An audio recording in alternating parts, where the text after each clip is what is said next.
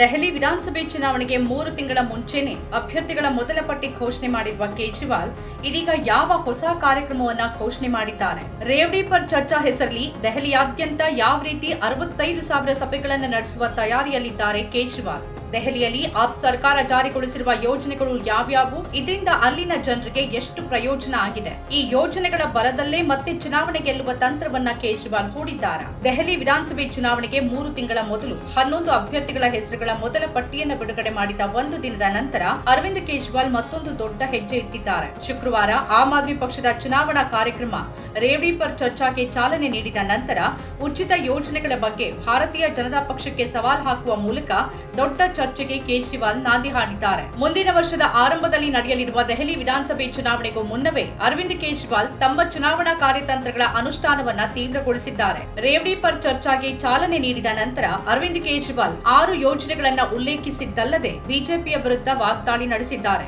ಸರ್ಕಾರ ಜನರಿಗೆ ಕೊಡುವ ಕೊಡುಗೆಗಳನ್ನ ರೇವಡಿ ಅಂತ ಮೊದಲು ಹೇಳಿದ್ದು ಪ್ರಧಾನಿ ಮೋದಿ. ಅದನ್ನೇ ಜನರಿಗೆ ನೆನಪಿಸಿ ಬಿಜೆಪಿ ವಿರುದ್ಧ ಪ್ರಚಾರ ಪ್ರಾರಂಭಿಸಿದ್ದಾರೆ ಕೇಜ್ರಿವಾಲ್. ಉಚಿತ ರೇವಡಿ ಅಲ್ಲ, ಸಾರ್ವಜನಿಕರ ಹಣದಿಂದ ಅವರಿಗೆ ಸೌಲಭ್ಯಗಳನ್ನು ಒದಗಿಸಲಾಗಿದೆ ಅಂತ ಕೇಜ್ರಿವಾಲ್ ಹೇಳಿದ್ದಾರೆ. ಬಿಜೆಪಿ ನಾಯಕರು ಫ್ರೀ ರೇವಡಿ ಅಂತ ಕರೆದು ಕೇಜ್ರಿವಾಲ್ ಮೇಲೆ ವಾಗ್ದಾಳಿ ನಡೆಸುವ ಯೋಜನೆಗಳು ಸಾರ್ವಜನಿಕ ಸೌಲಭ್ಯಗಳಾಗಿವೆ ಮತ್ತು ಅವು ಸಾರ್ವಜನಿಕರ ಹಣದಿಂದ ನಡೀತಿದೆ ಅಂತ ಅರವಿಂದ್ ಕೇಜ್ರಿವಾಲ್ ಹೇಳಿದ್ದಾರೆ. ಬಿಜೆಪಿ ಆಡಳಿತವಿರುವ 20 ರಾಜ್ಯಗಳಲ್ಲಿ 24 ಗಂಟೆ ವಿದ್ಯುತ್ ಇಲ್ಲ ಅಂತ ಕೇಜ್ರಿವಾಲ್ ಹೇಳಿದ್ದಾರೆ. ಗುಜರಾತ್ನಲ್ಲಿ 30 ವರ್ಷ ಆಡಳಿತ ನಡೆಸಿದ್ರು ಬಿಜೆಪಿಗೆ 24 ಗಂಟೆ ವಿದ್ಯುತ್ ನೀಡೋಕೆ ಸಾಧ್ಯವಾಗಿಲ್ಲ. ಆದರೆ ದೆಹಲಿ ಮತ್ತು ಪಂಜಾಬ್ ಇಡೀ ದೇಶದಲ್ಲಿ ಆಮ್ ಆದ್ಮಿ ಪಕ್ಷ ಅಧಿಕಾರದಲ್ಲಿರುವ 2 ರಾಜ್ಯಗಳು ಮತ್ತು ಅಲ್ಲಿ ವಿದ್ಯುತ್ ಉಚಿತವಾಗಿದೆ. ಆಮ್ ಆದ್ಮಿ ಪಕ್ಷದ ಯಾವ 6 ಯೋಜನೆಗಳನ್ನ ಕೇಜ್ರಿವಾಲ್ ಪ್ರಸ್ತಾಪಿಸಿದ್ದಾರೆ. ರೇವಡಿ ಪೇ ಚರ್ಚಾ ಕಾರ್ಯಕ್ರಮದಲ್ಲಿ ಕೇಜ್ರಿವಾಲ್ ಅವರು ಉಚಿತ ವಿದ್ಯುತ್ ಜೊತೆಗೆ ದೆಹಲಿಯಲ್ಲಿ ಯಾವುದೇ ಪವರ್ ಕಟ್ ಇಲ್ಲ ಅಂತ ಹೇಳಿದ್ದಾರೆ. ಆಮ್ ಆದ್ಮಿ ಪಕ್ಷದ ಸರ್ಕಾರ ಮಾತ್ರ ಉಚಿತ ರೇವಡಿ ನೀಡೋಕೆ ಸಾಧ್ಯ ಅಂತ ಕೇಜ್ರಿವಾಲ್ ಹೇಳಿದ್ದಾರೆ. ಈ ಸಂದರ್ಭದಲ್ಲಿ ಕೇಜ್ರಿವಾಲ್ ಅವರು ಆಮ್ ಆದ್ಮಿ ಪಕ್ಷದ 6 ಯೋಜನೆಗಳನ್ನ ಪ್ರಸ್ತಾಪಿಸಿದ್ರು. ಮೊದಲ ಯೋಜನೆ ಉಚಿತ ವಿದ್ಯುತ್ ಕಡಿತ ಇಲ್ಲ. पहली रेवड़ी है दिल्ली में फ्री बिजली और नो पावर कट, 24 घंटे बिजली और फ्री बिजली, ये पहली रेवड़ी. ಎರಡನೇ ಯೋಜನೆ 20,000 ಲೀಟರ್ ಉಚಿತ ನೀರು. दूसरा है मुफ्त पानी. दिल्ली में हम पानी 20,000 लीटर पानी हर महीने हर परिवार को मुफ्त देते हैं. ಮೂರನೇ ಯೋಜನೆ ಉಚಿತ ಮತ್ತು ಅತ್ಯುತ್ತಮ ಶಿಕ್ಷಣ. तीसरा है अच्छी और शानदार फ्री शिक्षा. ನಾಲ್ಕನೇ ಯೋಜನೆ ಅತ್ಯುತ್ತಮ ಮೊಹಲ್ಲಾ ಕ್ಲಿನಿಕ್. आज चौथी रेवड़ी है. आज दिल्ली के अंदर शानदार मोहल्ला क्लिनिक बन गए, सरकारी अस्पताल बन गए जहां पूरा इलाज मुफ्त है, सारी दवाइयां मुफ्त मिलती हैं. इनके किसी भी स्टेट के अंदर चले जाओ 20 राज्यों में कहीं भी सरकारी अस्पताल अच्छे नहीं है, टूटे फूटे पड़े हैं सारे सरकारी अस्पताल.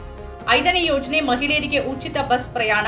पांचवी रेवड़ी है महिलाओं को मुफ्त यात्रा, बस यात्रा. ಮತ್ತು ಆರನೇ ಯೋಜನೆ ವೃದ್ಧರಿಗೆ ಉಚಿತ ತೀರ್ಥಯಾತ್ರೆ.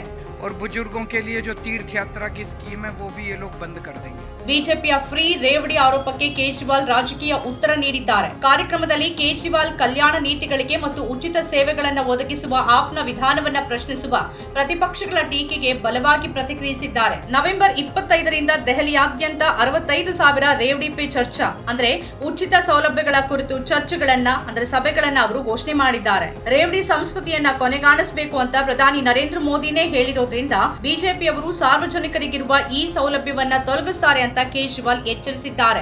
ಜನರಿಗೆ ಅವರ ದುಡ್ಡಲ್ಲೇ ಸೌಲಭ್ಯ ನೀಡುವುದನ್ನ ಬಿಜೆಪಿ ರೇವಡಿ ಅಂತ ಹೇಳುವ ಮೂಲಕ ಜನರನ್ನ ಅವಮಾನಿಸುತ್ತಿದೆ ಅನ್ನೋ ಸಂದೇಶ ರವಾನೆ ಮಾಡೋದು ಕೇಜ್ರಿವಾಲ್ ಅವರ ಉದ್ದೇಶ.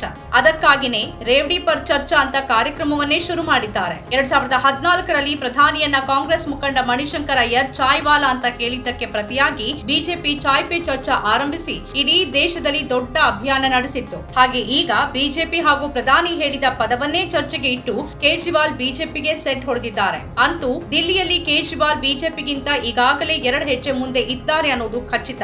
ಇದನ್ನ ಎದುರಿಸಿ ಜನರ ಮನ ಗೆಲ್ಲೋಕೆ ದಿಲ್ಲಿಯಲ್ಲಿ ಬಿಜೆಪಿ ಸಾಕಷ್ಟು ಹೆಣಗಾಡಬೇಕಾಗತ್ತೆ, ಅದರಲ್ಲಿ ಸಂಶಯನೇ ಇಲ್ಲ.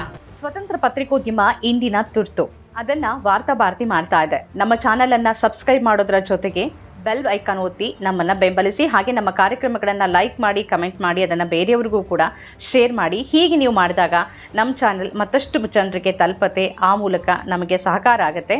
ಇದು ನೀವು ಯಾವುದೇ ಖರ್ಚಿಲ್ಲದೆ ಮಾಡಬಹುದಾದ ಸಹಕಾರ. ಧನ್ಯವಾದ.